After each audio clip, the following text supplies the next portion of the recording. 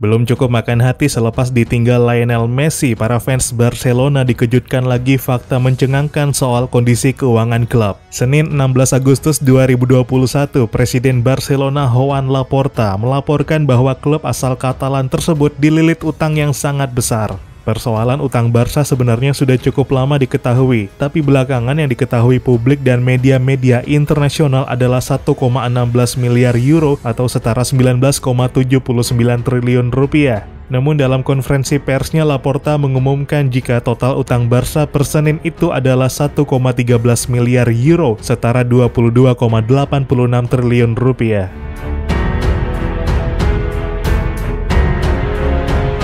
Halo dan selamat datang kembali di Papa Bola. Terpuruknya perekonomian Barca nggak cuma terlihat dari jumlah utang yang fantastis. Secara ekonomi, nilai kekayaan Barca juga dilaporkan minus 451 juta euro atau setara minus 7,63 triliun rupiah. Yang berarti kalau Barca menjual seluruh asetnya, mereka tetap nggak bisa membayar utang-utangnya, yang mana secara teori berarti telah mengalami kebangkrutan. Untungnya Barca adalah klub sepak bola. Kalau mereka adalah perusahaan, maka Camp Nou sudah pasti dijual. Presiden Barcelona sebelumnya, Josep Maria Bartomeu, mengemuka sebagai biang kerok dari kondisi tersebut. Setelah kembali menjabat Presiden Barca per Januari 2021, Laporta mengklaim perlu mengajukan peminjaman ke bank multinasional dari Amerika Serikat bernama Goldman Sachs untuk membayar gaji. Kondisi saat itu Barca juga sudah terlilit utang dengan bunga 9% yang bisa dibilang sangat besar. Laporta akhirnya melakukan refinancing atau mengajukan peminjaman kembali untuk melunasi pinjaman sebelumnya sebesar 560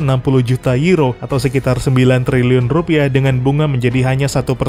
Tapi berbagai strategi tetap nggak dapat menyelamatkan Barca dari kerugian. Begitu musim berakhir, Barca mengalami kerugian 480 juta euro atau setara 8,13 triliun rupiah dengan perincian pemasukan 653 juta euro sedangkan pengeluaran 1,128 miliar euro. Nggak satu pun dari target pemasukan pada musim 2020-2021 tercapai sehingga menghasilkan angka negatif sebesar 320 juta euro. Laporta mengklaim banyak kebijakan pengurus sebelumnya yang sangat merusak Barca. Salah satunya adalah kebijakan transfer pemain. Barca bahkan mengeluarkan angka yang nggak sedikit untuk perantara. Laporta mencontohkan fee untuk agen ketika mencari pemain di Amerika Selatan. Untuk pembelian pemain sebesar 40 juta euro, Barca membayar fee pembelian sebesar 8 juta euro, sedangkan fee penjualan pemain sebesar 2 juta euro. Kondisinya, kebijakan transfer Barca disebut sudah begitu buruk sejak beberapa tahun lalu, terutama ketika menjual Neymar ke Paris Saint-Germain sebesar 222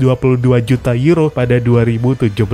Hasil dari penjualan yang sampai sekarang masih jadi rekor termahal dunia itu dipotong lagi dengan ongkos pajak, fee agen, dan oleh PSG juga dibayar cicilan. Nah, 3 minggu setelah menjual Neymar, Barca membeli penyerang Borussia Dortmund asal Prancis Ousmane Dembele. Dari rencana awal dibeli 80 juta euro, malah meroket jadi 105 juta euro di muka, ditambah bonus 42 juta euro jika performa Dembele bagus. Nggak sampai 6 bulan kemudian, Barca membayar Liverpool 160 juta euro untuk mengangkut Philippe Coutinho dari Anfield. Kalau ditotal dengan ongkos Dembele, biaya transfer dari penjualan Neymar pun sudah kelewat habis. Dan nggak satupun dari Dembele maupun Coutinho bisa dibilang sukses di Barcelona. Wajah buruk kebijakan transfer Barca juga terulang awal 2019. Frenkie de Jong dari Ajax Amsterdam sebenarnya bisa dibilang nggak ngeflop di Barca, tapi dia dibeli dengan mahar sebesar 75 juta euro. Padahal menurut agen pemain Hasan Çetinkaya, nilai tersebut sebenarnya 2 kali lebih banyak dari apa yang awalnya diharapkan oleh Ajax. Pada tahun yang sama, Barca mengeluarkan 120 juta euro untuk membeli Antoine Griezmann dari Atletico Madrid, yang mana ini menjadi pembelian termahal bagi pemain di atas umur 25 tahun. Secara keseluruhan, Barcelona telah menghabiskan lebih 1 miliar euro atau setara 1,7 triliun rupiah untuk transfer pemain selama 2014 sampai 2019. Terbanyak dibanding seluruh klub sepak bola di bumi.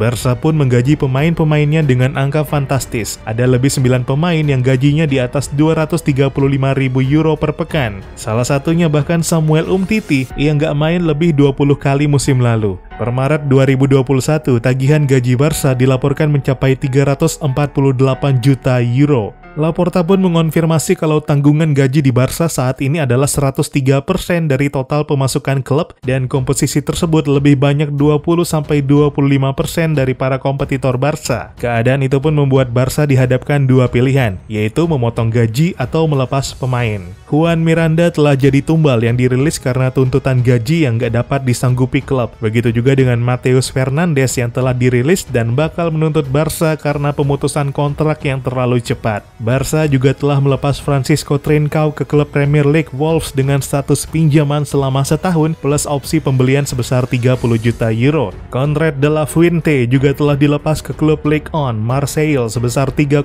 juta euro. Junior Firpo dilepas ke Leeds United sebesar 15 juta euro. Jean-Claire Todibo dijual ke Nice sebesar 8,5 juta euro dan Charles Alena ke Getafe sebesar 5 juta euro. Nggak sedikit nama-nama yang telah dilego Barcelona, namun tetap belum cukup menambal lubang yang sudah kadung mengangak luas. Maka opsi pemotongan gaji masih harus ditempuh Barca, terutama untuk para pemain yang upahnya kelewat fantastis. Situasi di Barca memang sangat rumit. Bahkan jika pemain dengan gaji tinggi seperti Miralem Pjanic, Samuel Umtiti, dan Coutinho berhasil dijual, anggaran gaji sebesar 64 juta euro yang terpangkas masih sangat jauh dari angka yang mesti dikejar. Barca kini bisa sedikit bernapas lega setelah Gerard Pique sepakat memotong gajinya yang dilaporkan mencapai 50%, memungkinkan Barca mendaftarkan pemain baru mereka dalam skuad yaitu Memphis Depay dan Eric Garcia. Nggak dirincikan berapa gaji Pique setelah mendapat pemotongan, tapi jika mengacu situs salarysport.com, gaji Pique dalam kontraknya yang berakhir 2022 mendatang adalah 10-11 juta pound sterling per tahun atau sekitar 200.000 pound sterling per pekan. Sedangkan per 2021 ini dalam kontrak yang berakhir 30 Juni 2024, gaji tahunan Pique adalah 5,72 juta pound sterling atau 110.000 pound sterling per pekan. Setelah kesediaannya memangkas gaji, Pique menyebut bahwa ada 3 pemain veteran Barca lainnya, yaitu Jordi Alba, Sergio Busquets, dan Sergi Roberto yang bersama Pique merupakan jajaran kapten Barca bersedia ikut memangkas gaji demi menolong klub yang dicintainya. Masih menurut situs yang sama, Busquets dalam kontraknya yang berakhir 2023 mendatang memiliki gaji tahunan 13-14 juta pound sterling atau di atas 250.000 pound sterling per pekan. Sedangkan Jordi Alba yang kontraknya berakhir 2021 mendatang digaji 8-11 juta pound sterling setahun, kisaran 150-200.000 pound sterling per pekan. Dan Sergi Roberto dengan kontrak yang berakhir 2022 digaji 8-9 juta pound sterling per tahun atau sekitar 170.000 pound sterling per pekan. Kalau ketiga pemain ini bersedia menyusul keputusan Pique, maka Barca bisa memangkas anggaran gaji 19-23 juta euro dalam setahun. Tentu Barca masih memiliki banyak PR untuk menyeimbangkan komposisi pengeluaran gaji, dan Laporta beserta timnya telah menyiapkan strategi. Salah satunya dengan skema 1:4, yang mana ini berarti kalau Barca mendapat pemasukan 100 juta, 25 juta bisa digunakan untuk belanja pemain. Demikian pula dalam komposisi gaji. Jika Barcelona bisa menghemat 10 juta, maka ada jatah 2,5 juta yang bisa dipakai untuk gaji pemain baru. Laporta pun menjanjikan perekonomian Barca bakal pulih dalam 2 tahun. Utang-utang klub mulai direstrukturisasi. Meskipun dalam prosesnya, Barca harus mengambil langkah berani dan terberat dengan melepas Lionel Messi.